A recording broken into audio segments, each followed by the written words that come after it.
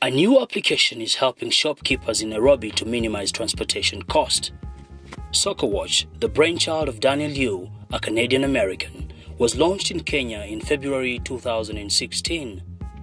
Sokowatch was first implemented as Relief Watch, which was only focused on healthcare goods and pharmaceutical products. Relief Watch was a platform for tracking supplies in areas of the developing world without computer or internet access. So the history behind Sokowatch is the original idea behind the company actually came when I was living in Egypt. So I lived in Egypt for a period of time where I actually saw firsthand difficulties with finding products at the small shops. And I saw this problem actually both in the shops as well as in the pharmacies, in the chemists. And so initially, when I was developing the technology behind Sokowatch, we decided to focus more on the health field, the medical sector.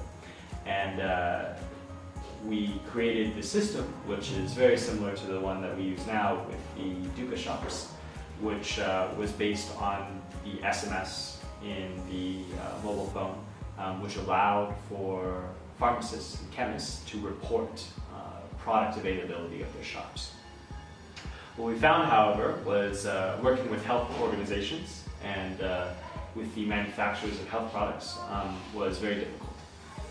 There's a lot of bureaucracy and regulation that goes into how they manage their operations. And then also for a lot of the organizations that ran their own health clinics, they did not have a lot of budget. So working with and attempting to sell the type of technology system that we had was very difficult for them. So from there, we decided to shift our focus away from the health sector, which was what Relief Watch was focused on, to instead work with more of the consumer goods and the retail shops. So more of the kiosks and the dukas instead. So for us, when we started doing that, we decided to rebrand into Sokowatch, and that became the focus of the company. And that's been actually the main focus of the company since we've been working in East Africa as well. It allows workers in last-mile facilities to digitize supply records via mobile apps and automated calls. The digitized records were then integrated into a cloud database from which central distributors would then easily and effectively monitor supplies across multiple sites, estimating when they needed the new shipments to avoid stockouts. In addition, Relief Watch aggregated data across sites to provide a holistic overview of the entire organization's key metrics, including total products sold. Only a year down the line, 5,000 shop owners in Nairobi are using Sokowatch to rule out transport costs for their consumer goods. How Sokowatch works is basically the shopkeeper, so somebody who runs the kiosk or the duka, simply sends an SMS to our number. So we have a special number set up, 22778. Anybody can text in from their shop. And you just write out your order. So you can say, Sokowatch, bring me 3 boxes of Omo, 2 bags of juicy fruit, 3 boxes of condoms, whatever it is. And that message and that order gets received by our technology system and then processed and assigned to one of our delivery agents. So we have delivery agents who will then pick up the products from our depot and deliver it to that shop. And we do this whole process from order to delivery within 24 hours, and the delivery is completely free for the shopkeeper. So for the kiosk, this is a great service that allows them to get products brought to their doorstep at any time without needing to go out and buy it themselves. Okay. New services that Sokowatch offered include data-driven distribution in emerging markets with an equal focus on bringing consumer goods to previously underserved local shops. The app is absolutely tailored to suit the ordinary shopkeeper as it involves SMSs which are available through feature phones. All a shopkeeper is required to do is send a message indicating all the goods that he or she requires. The message is sent to a special number which is then received by the system, processed and delivered to the delivery agents who deliver the goods to the client within 24 hours. To facilitate this process, Sokowatch as a firm has 2 depots strategically situated in Jamhuri and Umoja estates in Nairobi. The depots are located close to areas of dense population from where they can serve several kiosk owners. Sokowatch has several employees, among them delivery agents who are equipped with means of transport such as bicycles, motorbikes and tuk-tuks to transport the ordered goods to wherever the customer is located. The agents have the Sokowatch app from where they can see the orders made by customers, manage them and collect payment. Delivery is free of charge. Sure enough, the depot is packed with the usual household goods and candy, products that are typically stocked in kiosks. This is no doubt a problem-solving innovation, and the beneficiaries are all those involved in the shop transactions, ranging from the manufacturer, the shop owner, and eventually the consumers of these goods. On the part of the shopkeepers, Sokowatch saves them the cost of transport by bringing the goods that are out of stock right at their doorstep. To them, convenience is also a benefit, as one can make requests for goods before they even run out of stock to ensure a smooth flow. The products that Sokowatch focuses on are fast-moving consumer goods. So we focus primarily on small packaged items. So the type of thing that the consumer would purchase for 5 to 20 shillings. So very small, everyday items. Everything from the laundry detergent to the chewing gum, to the condoms, kind of things that are typically used frequently and that sell in very high volume at the small shops. How we do the deliveries is we have delivery agents who go either on motorcycle, on foot, or with tuk-tuks to deliver the products to the shop. And for the delivery agents, they actually have a mobile app as well on their Android phone that shows them the orders that have been requested and that they're delivering to. So for the shopkeeper, all they're doing to send the order is SMS. So you can do it from any phone. You don't need to have a smartphone. But for our agents, we do have a smartphone app for them to manage their orders and deliveries and see them all on a map and exactly what they need to deliver, as well as the payment that they collect when they do their delivery. Okay. Sokowatch currently operates in Nairobi as well as in Dar es Salaam, in Jamhuri, and we have one in Umoja that serves the east side. So really it's only been about a year that we've been operational.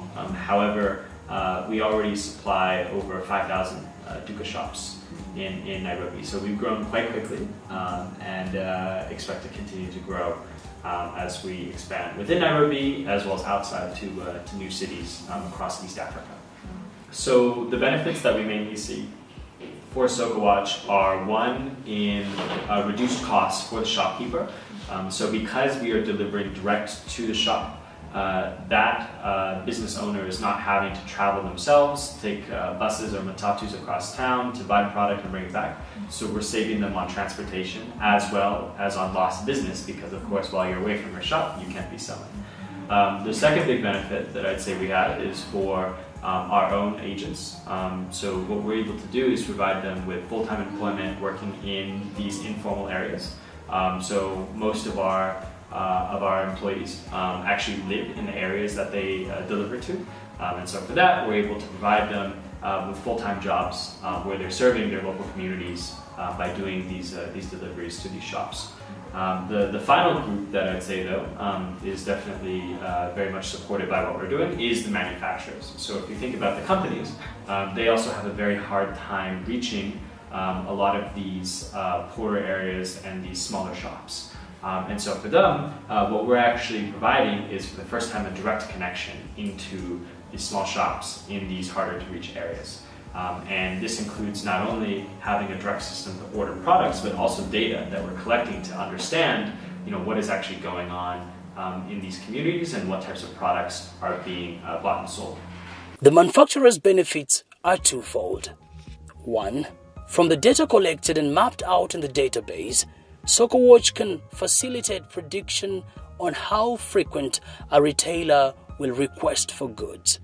Similarly, apart from the contacts of the shopkeeper, the system gathers information on the geographical location of the shopkeeper, and this information benefits the manufacturers in making logistics of their product consumption. Sokowatch has mapped out all shops and their contacts. In so doing, Sokowatch also widens market for the goods the manufacturers produce. Another beneficiary of Sokowatch is definitely the consumer. The application enhances availability of goods at the shop, hence ensuring that the goods that the consumer asks for in these outlets are ready and available. They don't have to move from one shop to another in search for goods. So what Sokowatch has done is we've actually mapped out all of our shops.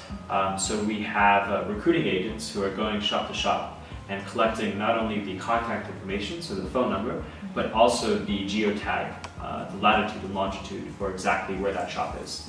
And what this allows us to do within our system is match, when we receive a message from a phone number, the database record of exactly where that shop is. So we can actually see exactly which shop has ordered which products on which day. And this allows us to keep track over time of all the data and all the products that are bought and sold within a given area. We have about 25 agents. The fact that such job opportunities come especially in informal sector is a great advantage to the country as it helps reduce unemployment.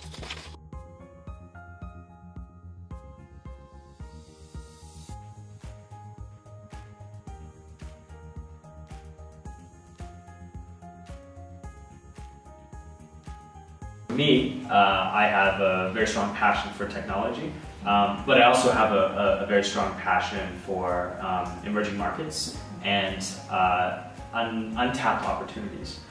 So for me, while I definitely look at the space as challenging, and there are a lot of problems with increasing access to technology and services in these poorer areas, these harder to reach areas. However, to me, I see that as an opportunity. I see this as an opportunity to take the expertise and all the amazing technology that's out there now, but help provide it and make it accessible to people who otherwise wouldn't be able to find it.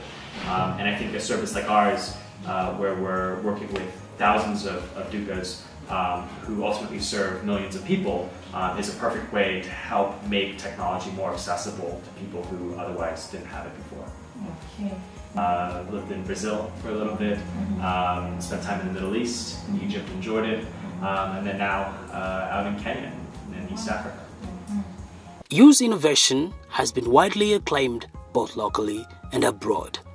Through his work with Sokowatch, Yu has been awarded numerous international honors, including the Prince of Wales Young Entrepreneur Award, and was recently recognized at the White House as an emerging global entrepreneur. The most recent recognition was in the just concluded 4th edition of the annual Sunculp Africa Summit, where Sokowatch was ranked second runners-up. At the Sunculp Entrepreneurship Conference here in Nairobi. It was a great opportunity to promote Sokowatch in front of hundreds of investors, other entrepreneurs, as well as influential people in the entrepreneurship space in East Africa. So we were awarded the prize of second runner-up in this competition, which was fantastic. And the conference overall was definitely great for us. We were able to meet some new potential investors, as well as new potential partners to help us grow our business. Okay. Yu observes that there have been commendable milestones in the technology industry in the recent past. However, in comparison to the West, Yu points out that Kenya is utilizing technology expertise to innovate useful apps that improve situation by solving a social problem. Since inception, Sokowatch has had tremendous impact and growth. Going forward, Sokowatch has plans to expand operations to other East African cities first, then West Africa, South Africa, and even other continents. I think Kenya has huge potential when it comes to growing and adopting technology, particularly for innovative and potentially life-changing applications when it comes to everyday living. For me, what I see is the opportunity, as I just mentioned, to create even just basic services that are technology enabled, but make a huge difference in terms of reaching more people or being more scalable.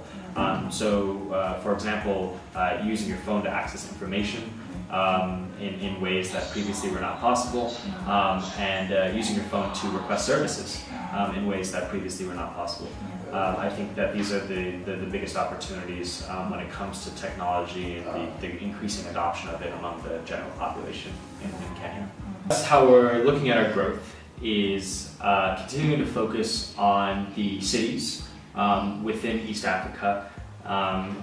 I think there's huge potential for what we're doing really across the region, both in urban and rural areas. However, you need to start somewhere. And cities as kind of the center of business and commerce and trading makes sense as places for us to focus on establishing our presence.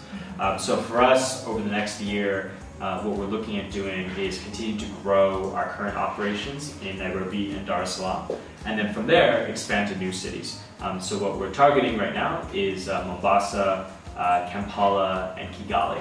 So expanding beyond Kenya and Tanzania to Uganda and Rwanda as well, and then from there, I think filtering down to some of the second-tier cities too. So some of the cities that are a bit smaller but still very regionally important in different areas of countries.